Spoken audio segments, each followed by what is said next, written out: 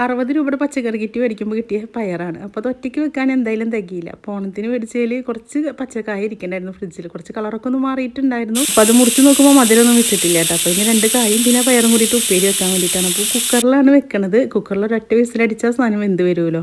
ഇനി ഉപ്പേരിയിലേക്ക് ഉള്ളിയും മുളകും കുത്തണം. അപ്പോൾ മുളക് എൻ്റെ കയ്യിലില്ല. അത് കാരണം ഞാൻ വെളുത്തുള്ളിയും പിന്നെ ചെറുള്ളിയാണ് കുത്തിയെടുത്തേക്കുന്നത്. അപ്പോൾ അത് കുത്തി വെച്ചിട്ടുണ്ട്. ഒരൊറ്റ വിസിലടിച്ചാൽ മതി കേട്ടോ, കൂടുതലാവണ്ട. അല്ലെങ്കിൽ അത് നന്നായി ഇങ്ങനെ കുഴഞ്ഞു പോവും. ഒറ്റ വിസിലെടുക്കുകയാണെങ്കിൽ നമുക്ക് നല്ലതായിട്ട് വരും കേട്ടോ. അപ്പോൾ ഇനി വെളിച്ചെണ്ണ ഒഴിച്ച് കൊടുക്കുക. അതിലേക്ക് നമ്മൾ കുത്തി ചതച്ച് വെച്ചത് ഇട്ട് കൊടുക്കുക. കറിവേപ്പിൻ്റെ ഇട്ട് കൊടുക്കുക.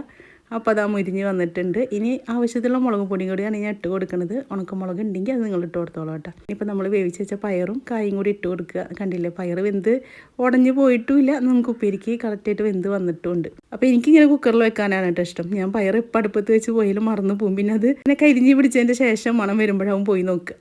അപ്പോൾ എൻ്റെ കുഞ്ഞു വീഡിയോ ഇഷ്ടപ്പെടുകയാണെങ്കിൽ സബ്സ്ക്രൈബ് ചെയ്യാത്തവരാണെങ്കിൽ ഒന്ന് സബ്സ്ക്രൈബ് വെച്ചോളൂ കേട്ടോ.